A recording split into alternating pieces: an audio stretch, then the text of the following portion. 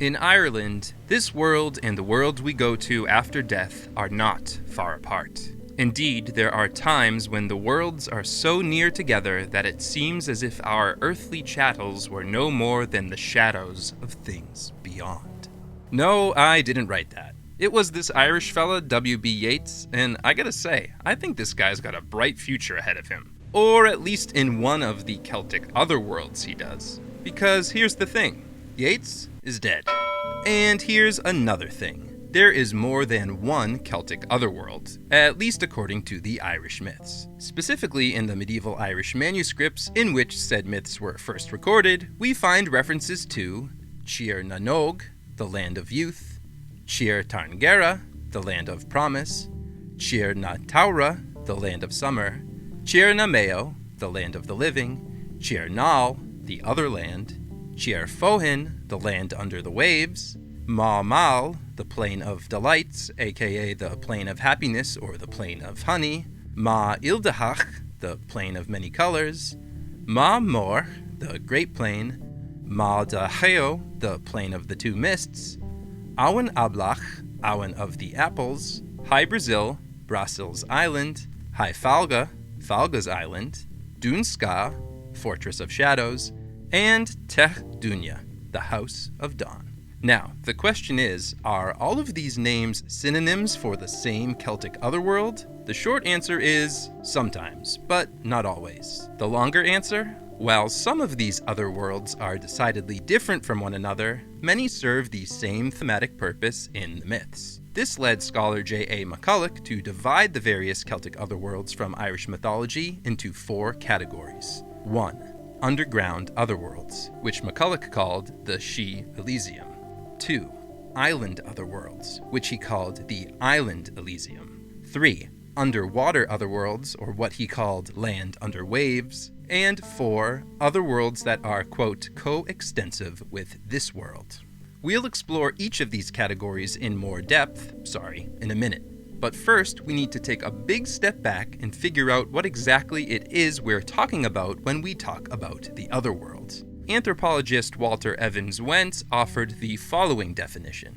Quote, "The Celtic Otherworld is like that hidden realm of subjectivity lying just beyond the horizon of mortal existence, which we cannot behold when we would, save with the mystic vision of the Irish seer." End quote. To his credit, Evans Wentz actually interviewed one of these alleged seers who had this to say about the concept of the Celtic Otherworld. Quote, "There are many otherworlds. The Tír na nÓg of the ancient Irish, in which the races of the She exist, may be described as a radiant archetype of this world, though this definition does not at all express its psychic nature. In Tír na nÓg, one sees nothing save harmony and beautiful forms. There are other worlds in which we can see horrible shapes." End quote. For a more, shall we say, academic definition of Celtic Otherworld, let us turn to historian Peter Beresford Ellis. But as you'll likely notice, his definition lines up quite nicely with the seers. And I quote, "Otherworld is a general term for the various lands of the gods, both good and evil,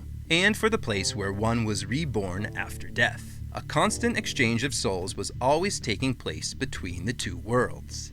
Death in this world brought a soul to the other world, and death in the other world brought a soul to this world." End quote. And here we've touched on the underlying religious doctrine, the immortality of the soul, which, at least in the context of the ancient Celtic religion, i.e. Celtic paganism, makes the existence of the otherworld possible. Thus far, I've been focusing on the ancient Gaelic or Goidelic-speaking Celts of Ireland, but it was in continental Europe, amongst the Gaulish-speaking Celts, where the Celtic concept of immortality was first documented, courtesy of classical writers. For example, Julius Caesar noted in his first-hand account of the Gallic Wars that, quote, "The principal point of the Druids' teaching is that the soul does not perish, and that after death it passes from one body into another." End quote. Writing around that same time, the 1st century BCE, the Greek historian Diodorus noted that, quote, "Among them, the Gaulish Celts, the doctrine of Pythagoras prevails, according to which the souls of men are immortal, and after a fixed term recommence to live, taking upon themselves a new body." End quote. And while many have debated and continue to debate who came up with the doctrine of the immortal soul first, i.e. did the Celtic Druids borrow it from the Greek Pythagoras, or, as Sotion of Alexandria and Clement of Alexandria have suggested, did Pythagoras borrow it from the Druids, I'd argue that given how different their conceptualizations of immortality and reincarnation are, the ancient Celts and the ancient Greeks likely arose at these ideas independently. Or there was a common, more generalized Proto-Indo-European concept that preceded them. As writer and translator T.W. Rolleston put it, quote, "The evidence on the whole shows that the Celts did not hold this doctrine at all in the same way as Pythagoras did. Transmigration was not, with them, part of the order of things. It might happen, but in general it did not. The new body assumed by the dead clothed them in another. Not in this world, and so far as we can learn from any ancient authority, there does not appear to have been any idea of moral retribution connected with this form of the future life.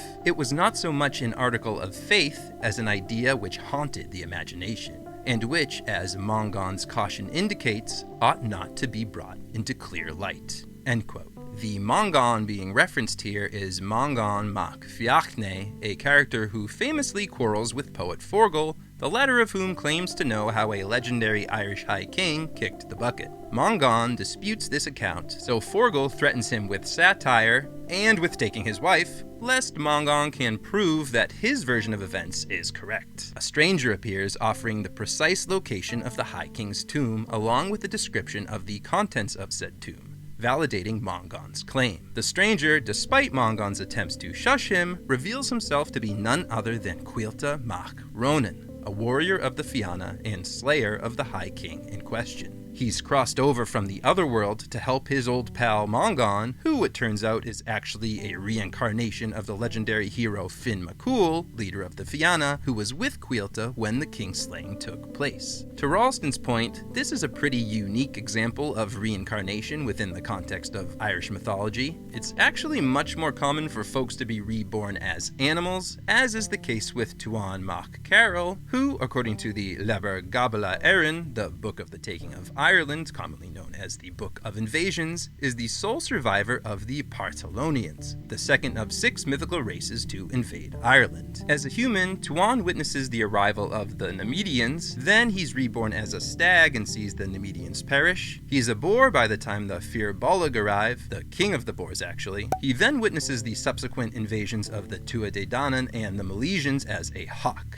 Finally, he's reborn as a salmon and gets eaten by a woman who becomes pregnant, and then out pops Tuan, once again in human form. None of these reincarnations, however, are positioned as punishments within the context of the story. They're just things that happen. And that same apathy toward morality, if you will, can be found in the Irish myths that deal more directly with the otherworlds. Good people don't get sent to good otherworlds, and bad people to bad otherworlds. When people die, they just go to an otherworld. What's more, if the dead happen to return from the otherworld, as was the case with the aforementioned Cuilta mac Ronan, they do not appear as ghosts in the traditional sense, but as flesh and blood people. Another example of this phenomenon, known as bodily immortality, can be found in the story The Phantom Chariot of Cuchulainn, featured in my video on Irish chariots, in which St. Patrick brings the famed Ulster hero Cuchulainn back from the dead. The hero shows up in his usual garb, with his usual weapons, and even brings his chariot and charioteer, Laig, along with him. It's as if he'd been going about living his life after death, which makes sense given what we know about the ancient Celtic religion. To quote MacCulloch, "The world of the dead was in all respects a replica of this world, but it was happier. An existing Breton and Irish belief, a survival of the older conception of the bodily state of the dead, they resume their tools, crafts, and occupations, and they preserve their old feelings. Hence, when they appear on earth, it is in bodily form and in their customary dress. Like the pagan Gauls, the Breton remembers unpaid debts and cannot rest until they are paid.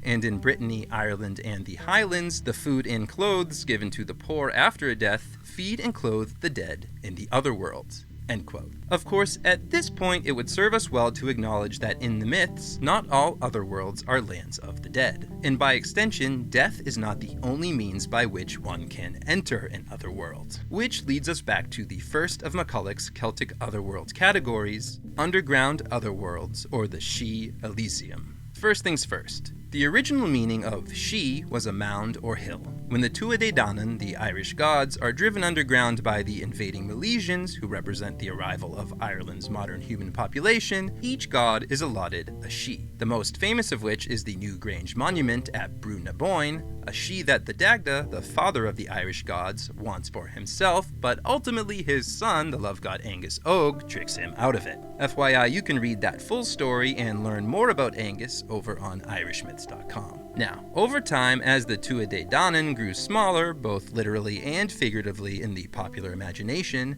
they became the Aishi, the people of the hills, otherwise known as fairies. And included amongst their ranks is the Banshee, anglicized as Banshee, whose name means woman of the hills. Viewed through this lens, the otherworld is in essence an underworld. Or, as Evans Wentz put it, it is a, quote, subterranean world entered through caverns or hills or mountains and inhabited by many races and orders of invisible beings, such as demons, shades, fairies, or even gods. And the underground world of the she-folk, which cannot be separated from it, was divided into districts or kingdoms under different fairy kings and queens, just as the upper world of mortals. End quote. In the tale The Wooing of Adon, which, it should be noted, sees the titular princess transformed into a pool of water, then a worm, and then a fly before being reborn as a human after someone eats said fly, don't you just love Irish mythology? The god Medir the Proud whisks Adon away to a land of eternal youth and blameless love and music and warm streams and top-tier wine and mead, the whole 9 yards. Adon's husband, the High King of Ireland, is none too happy about this turn of events and sends his druid to Medir's she, Brilia, and, after 9 years of digging, they're able to excavate it. Thus, in this iteration of the Otherworld, it is an earthbound place that can be entered, in theory, through sheer force. And at the same time, things,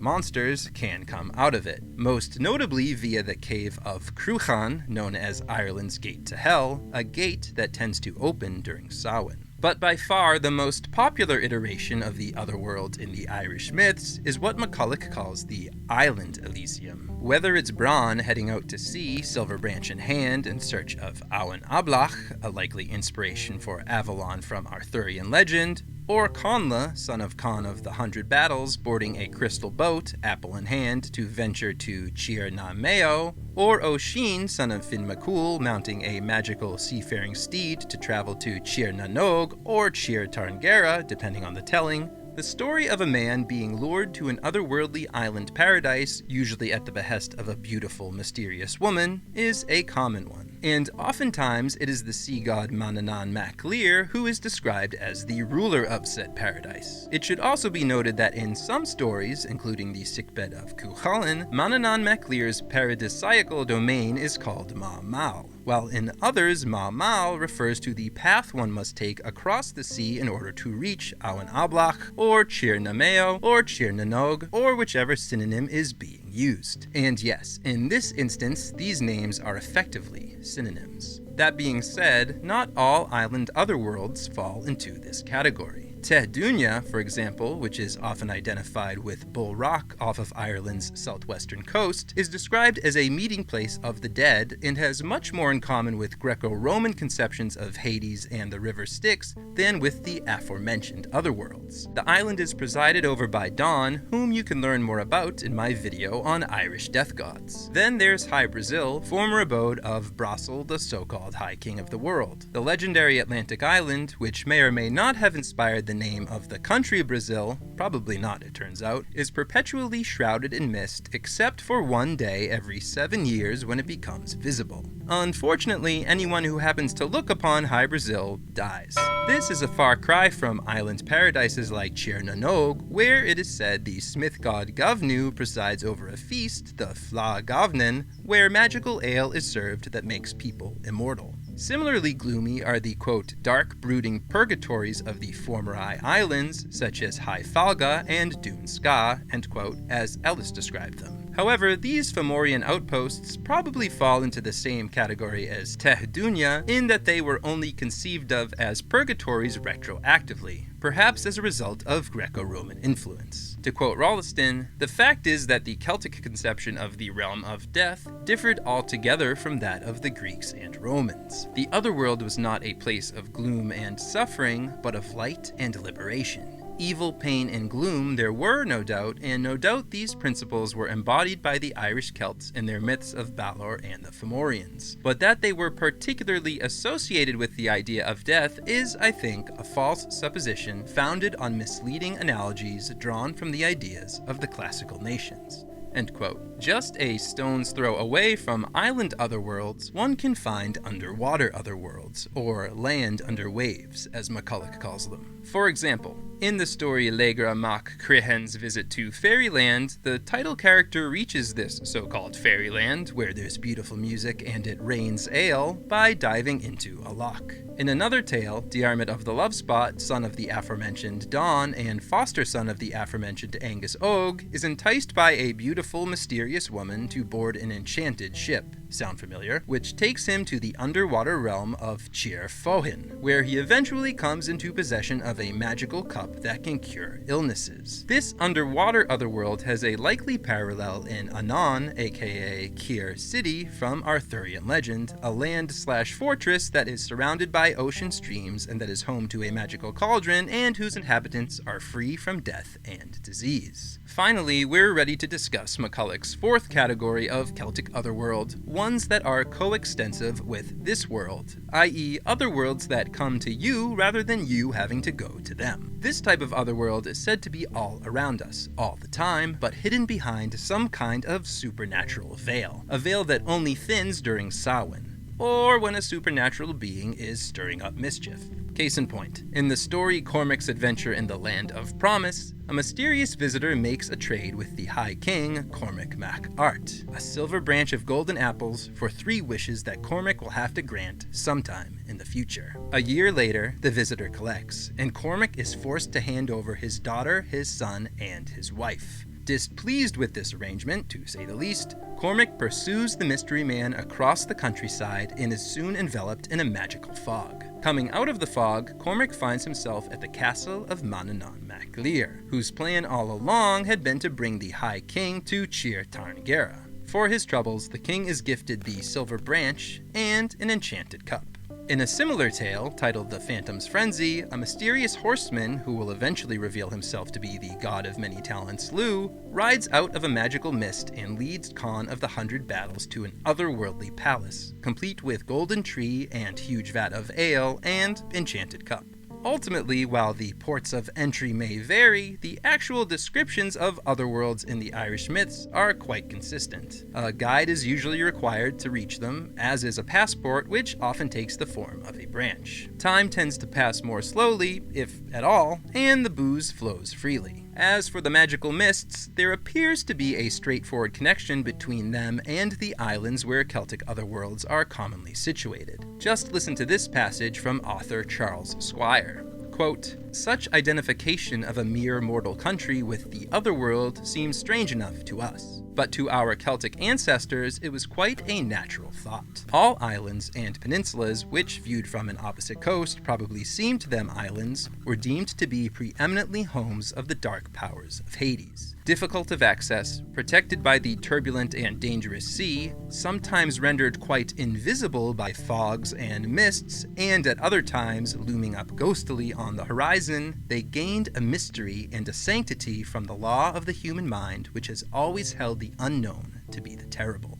End quote. The only thing Squire gets wrong here is that most of the otherworlds described in the myths are not terrible places. They're pretty freaking awesome. Thus, it seems the ancient Celts weren't so much afraid of the unknown as they were in awe of it. And this awe is what helped inspire the creation of these otherworlds in their storytelling traditions. To quote McCulloch, "Many races have imagined a happy otherworld, but no other race has filled it with magic beauty or so persistently recurred to it as the Celts. They stood on the cliffs which faced the west, and as the pageant of sunset passed before them, or as at midday the light shimmered on the far horizon and on shadowy islands, they gazed with wistful eyes as if to catch a glimpse of Elysium beyond the fountains of the deep and the halls of the setting sun. In all this we see the Celtic version of a primitive and instinctive human belief. Man refuses to think that the misery and disappointment and strife and pain of life must always be his. He hopes and believes that there is reserved for him somewhere and at some time eternal happiness and eternal love." End quote. Now that would have been a super nice sentiment to end on. However, the cynic in me feels it is necessary to explain an ulterior motive for propagating such a belief. But first, a quick caveat. I don't always agree with everything Julius Caesar said about the Celts, given his ulterior motives, but I do think he got this following point right, which is that the ruling class, of which the Druids were a part, promoted the doctrines of an immortal soul and a happy otherworld not only for religious reasons, but also because they made their soldiers more effective on the battlefield. To quote Caesar, they, the Druids, wished to inculcate this as one of their leading tenets, that souls do not become extinct, but pass after death from one body to another. And they think that men, by this tenet, are in a great degree excited to valor, the fear of death being disregarded. End quote. This is a trend that, unfortunately, continues to this very day. Rulers and religious leaders weaponizing faith, and specifically weaponizing a belief in a glorious life after death, to their own earthly ends. As MacCulloch himself put it, an intense otherworld faith, such as that held by the Celts, is certainly one of the mightiest of agencies in the hands of a priesthood who hold the keys of that world. If you enjoyed this video, please like and comment and basically just tap all of the buttons, and by the end of it, make sure you are subscribed to the Irish Myths channel. That really helps. And if I'm being perfectly honest, I forgot to write this part of the script where I usually plug something because I was so busy writing the actual script. So I have books. You can look. I'm gonna put pictures and just if you want to go, you can buy one of these books if you want, but no pressure. As always, my name is I.E. Kneverday, editor of the short story collection Neon Druid, see, there's a book, and creator of IrishMyths.com. Thanks for coming out.